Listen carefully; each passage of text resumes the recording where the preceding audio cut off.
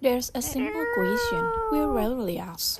Not, what's next? Not, what do you want to become after this? But, is this enough? Our culture, especially in places where productivity equals work, where rest is seen as laziness, and enough is confused with giving up, is very good at pushing forward, but it almost never teaches us how to stop without guilt. From early on, life is framed like a ladder. You climb one rung, and almost immediately someone asks, "So, what's next?" Even when you have just arrived, you graduate. "So, when are you applying for grad school?" You get promoted. "So, what the next level?" You buy a house. "So, when are you upgrading?" Even before you had time to breathe. When life is always treated as progress, we forget that there are phases meant for sitting still, not quitting, not falling behind, just pausing long enough to breathe. Your body actually knows when enough is enough, but the nervous system trained to chase has trouble hearing that signal, not because you lack ambition, but because you were rarely given permission to stop without explaining yourself. In that state, more feels safer than enough.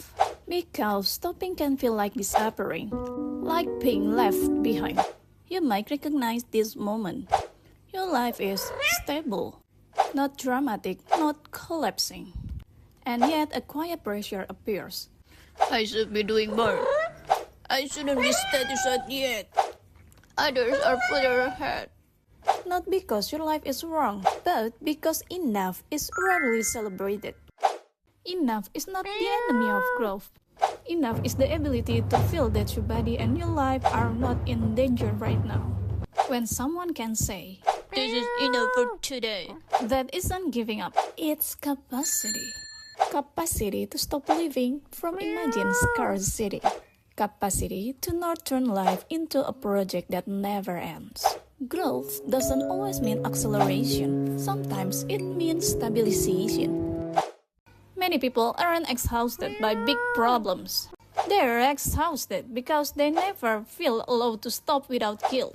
A nervous system that never feels safe keeps chasing more, not because it wants expansion, but because it fears stillness. Yet safety doesn't always come from the next milestone.